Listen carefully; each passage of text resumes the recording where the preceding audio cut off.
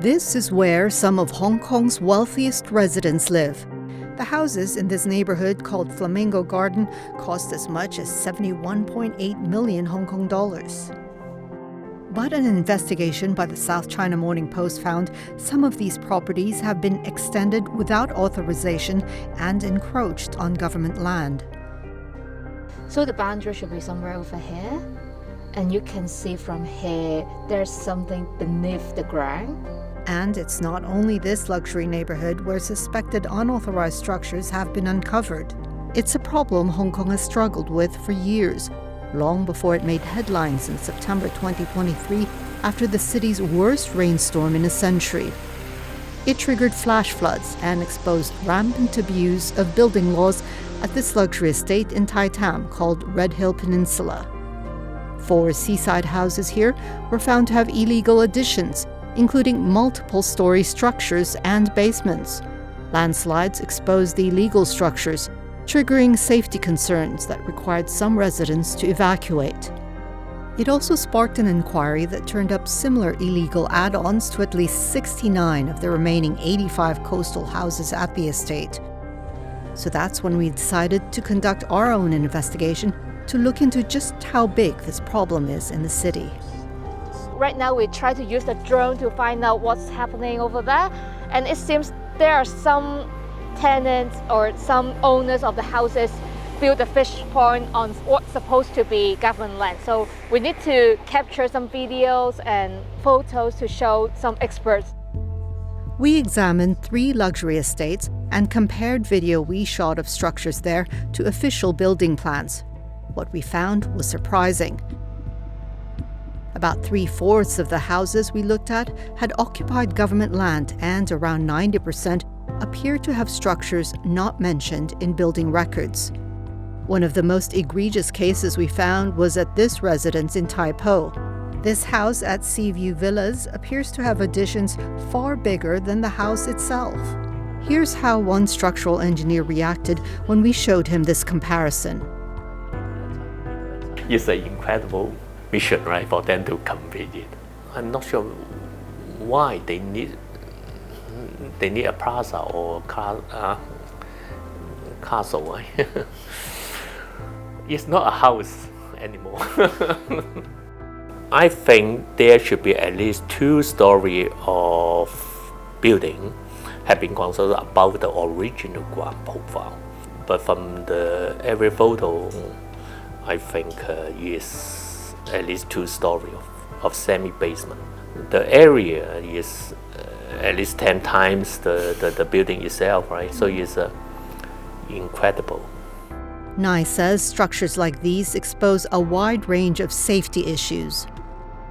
Most the unauthorized building or the structure haven't got a passful and approval and consent stage.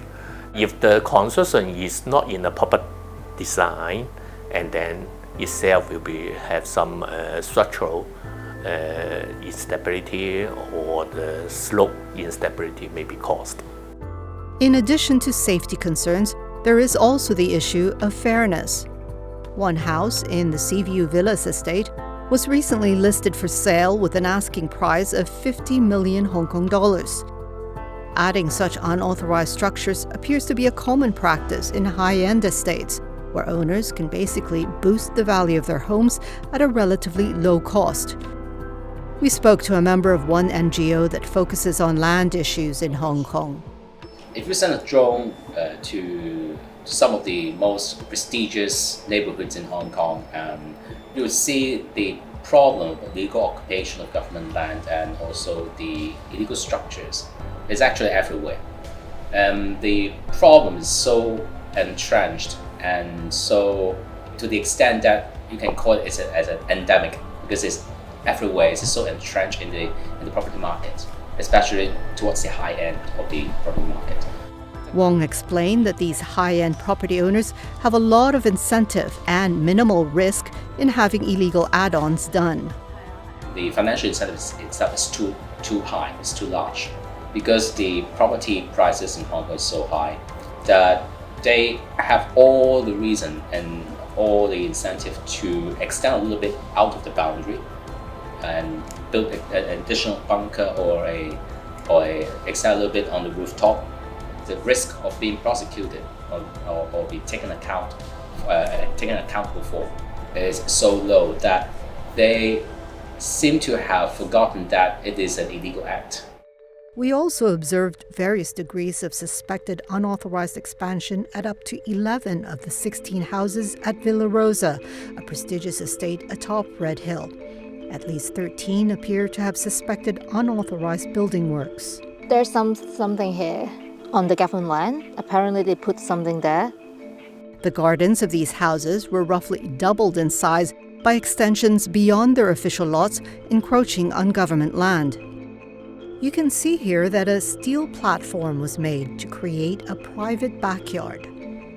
And here we found at least 2 narrow, lower cement platforms estimated to be 3 meters in height that extend beyond the gardens of other houses. 2 professionals we spoke to said the structures could possibly be bunkers. A veteran surveyor told the Post that structures like these, if made without professional scrutiny, will also eventually affect the stability of the natural slope.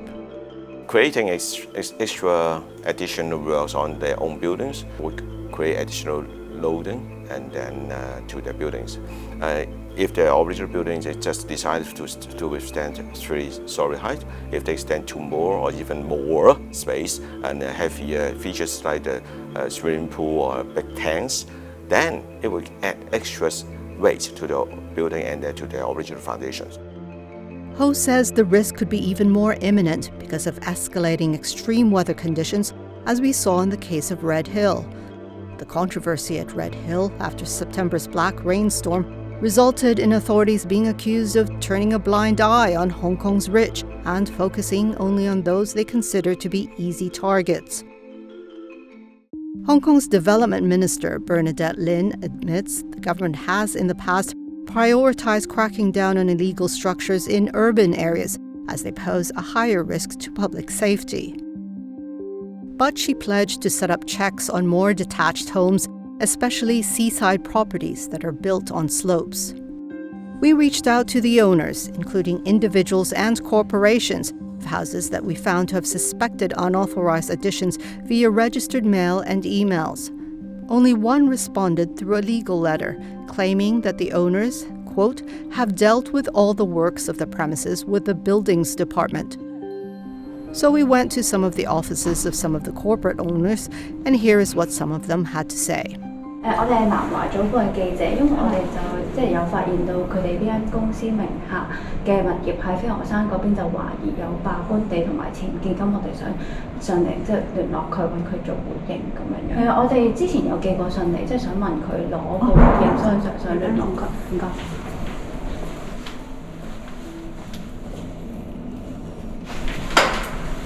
鄧生唔喺度啊？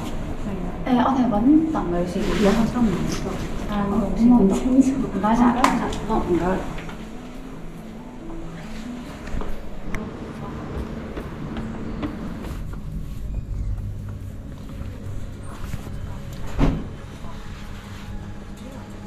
你好啊，我哋係南華早報記者，想揾你喺負責人出嚟。負責人。想揾你哋負責人，就想請教翻，留意到你哋物業你哋公司嘅物業下可能懷疑。你可唔可以俾你啲卡片或者咩啊？唔係，我點解要回應你哋有啲咩問題？我都唔知啲咩問題，你又攝影又回應。咁我哋呢個我記者證。記者唔係警察，記住，記者唔係警察。咁而家我哋嗱，你已經大家冇得講。咁你有辦法就去回應啦，好冇？我唔知咩事。好，冇問題。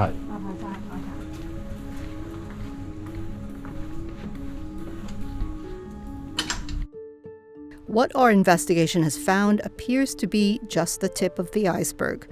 Liber Research Community, the NGO that focuses on land issues, looked into the problem after the Red Hill Peninsula scandal. It identified at least 173 houses in various luxury residences across Hong Kong that are suspected of occupying land that do not belong to the owners. So, what are the current penalties for homeowners who've been found to have broken the law by building unauthorized add-ons? Currently, they are not likely to face any unless they fail to comply with removal orders issued by authorities. Failure to comply could result in a maximum fine of 200,000 Hong Kong dollars and a year in jail.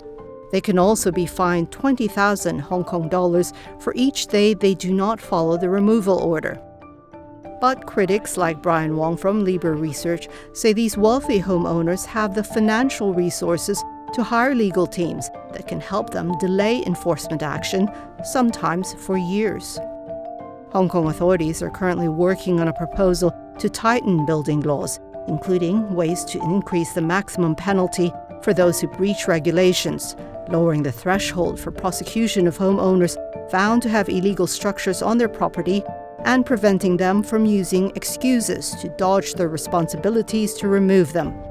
But these laws are not expected to be amended until 2025. Until then, the government is under pressure to show it is serious about cracking down on all illegal structures in every luxury estate.